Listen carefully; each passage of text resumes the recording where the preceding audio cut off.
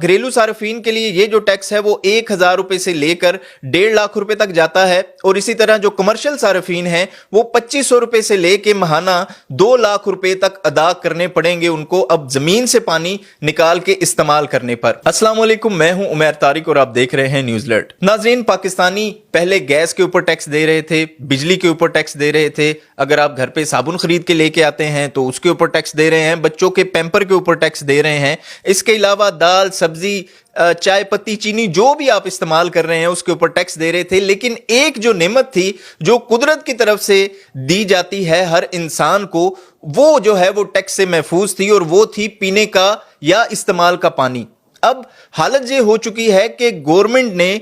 पानी के ऊपर भी टैक्स लगा दिया है, और ये वो पानी नहीं जो आप बाजार से खरीद के इस्तेमाल कर रहे हैं या आप जो है वो सरकारी सप्लाई इस्तेमाल कर रहे हैं, ये वो पानी है जो आप घर में बोरिंग करवा के अपनी मोटर चला के अपनी बिजली से पानी इस्तेमाल कर रहे हैं। अब उसके ऊपर भी आपको कम से कम महीने का 1,000 रुपया टैक्स देना पड़ेगा। अब बेसिकली आपको बताता चलूं इसकी कुछ टैक्स की तफसीलात, कि अगर आपके घर में बोर है और आप 1 इंच कुतर का पाइप इस्तेमाल कर रहे हैं और आधी हार्स पावर की मोटर इस्तेमाल कर रहे हैं, तो आपको महीने का 1,000 रुपया हुकूमत को देना पड़ेगा अपनी ही बोरिंग से जमीन से पानी निकालकर इस्तेमाल करने के लिए। और इसी तरह ये जो टैक्स है ये फिर 2,000, 5,000, 7,000, और घरेलू सार्फिन के लिए ये जो टैक्स है वो 1,000 रुपए से लेकर 1.5 लाख रुपए तक जाता है, और इसी तरह जो कमर्शियल सार्फिन है वो 2500 रुपए से लेकर महाना 2 लाख रुपए तक अदा करने पड़ेंगे उनको अब जमीन से पानी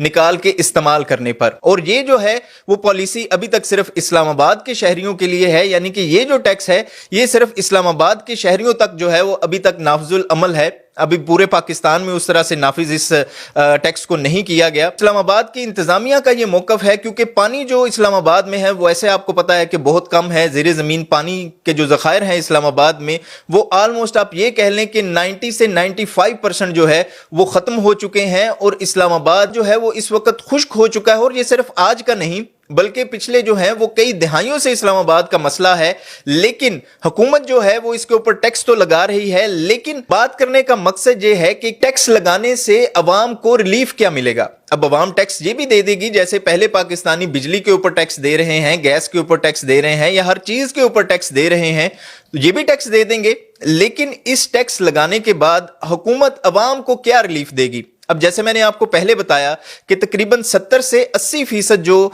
इस्लामाबाद के लोग हैं वो पीने के पानी से और बल्कि इस्तेमाल के पानी से महरूम हैं, क्योंकि ज़ेरे ज़मीन पानी के ज़खायर उस तरह से मौजूद नहीं हैं।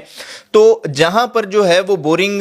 से पानी आता है, अब वहां पर भी अवाम को टैक्स देना पड़ेगा। अब आपको बताता चलूं कि इस्लामाबाद की हालत ये है कि इस्लामाबाद में रहने वाले 70% लोग टैंकर का पानी इस्तेमाल करते हैं, और ये टैंकर जो है वो 2500 से लेके 3500 रुपए का एक टैंकर आता है। और अगर आप घर के 4 फर्द हैं तो ये टैंकर सिर्फ आपके हफ्ता या 1.5 हफ्ता जो है वो आपकी जरूरियात को पूरा कर सकता है। और आपको इसी तरह से कम महीने में गुजारा करने के लिए कम एक फैमिली को जिसके 4 फर्द हैं उसको 4 टैंकर पानी के जरूर इस्तेमाल करने पड़ते हैं। जहां पर बोरिंग का पानी आ रहा था वो कहीं ना कहीं अवाम के लिए रिलीफ जरूर थी, लेकिन अब उसके ऊपर भी टैक्स देना पड़ेगा अवाम को। अब इस्लामाबाद जो कि कभी जो है वो सिर्फ मारगला के दामन में एक छोटा सा शहर हुआ करता था, अगर उसके ऊपर बात कर लें तो प्राइवेट हाउसिंग सोसाइटीज जो हैं वो अब रवाद से लेकर टेक्सला तक जो हैं वो पहुंच चुकी हैं। और ज्यादातर जो कॉर्पोरेटिव हाउसिंग सोसाइटीज हैं जिसको इसी इस्लामाबाद की इंतजामिया ने लाइसेंस दे रखे हैं, और इसी इस्लामाबाद की इंतजामिया की जानिब से उन्हें इजाजत दी गई है, और उनके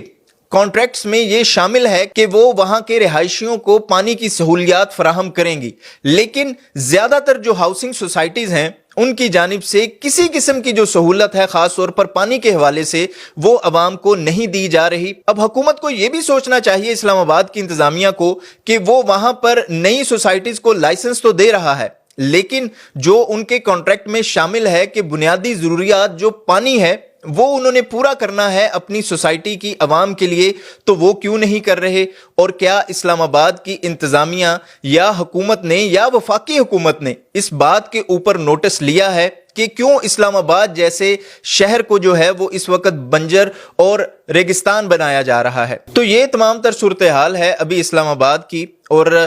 کہا تو یہ جا رہا تھا اور سوچا بھی یہی جا رہا تھا کہ کوئی نہ کوئی حکومت جو ہے وہ خاص طور پر اسلام آباد کے اس سنگین مسئلے کے اوپر ضرور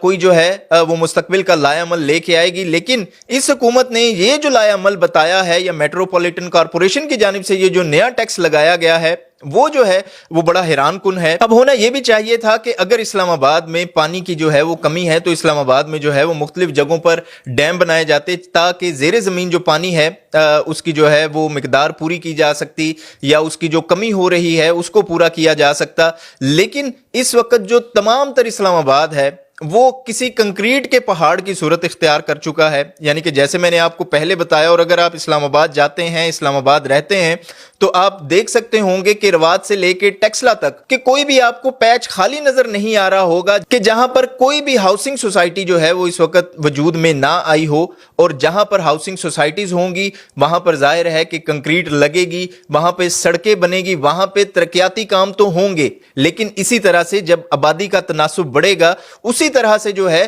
وہ پانی کے جو مسائل ہیں وہ بھی بڑھتے جائیں گے، اور نہ تو جو اسلام آباد کی حکومت نے جو ہے وہ اس کے اوپر کوئی عمل کیا، نہ کوئی نئے ڈیم بنائے جا رہے ہیں تاکہ زیر زمین پانی کی جو قلت ہے اس کو پورا کیا جا سکے، اور نہ ہی اسی طرح سے ہاؤسنگ سوسائٹیز کو قانون کے دائرے میں یا قانون کے کٹہرے میں کھڑا کیا جا رہا ہے کہ جب ہاؤسنگ سوسائٹیز بنتی ہیں تو اس کی لیجسلیشن میں یہ بات ضرور ہونی چاہیے کہ عوام کو جو ہے وہ اپنے طور پر پانی کے جو مسائل ہیں یا پانی کی جو فراہمی ہے وہ ہاؤسنگ سوسائٹی اس کی ذمہ دار ہوگی، اور اگر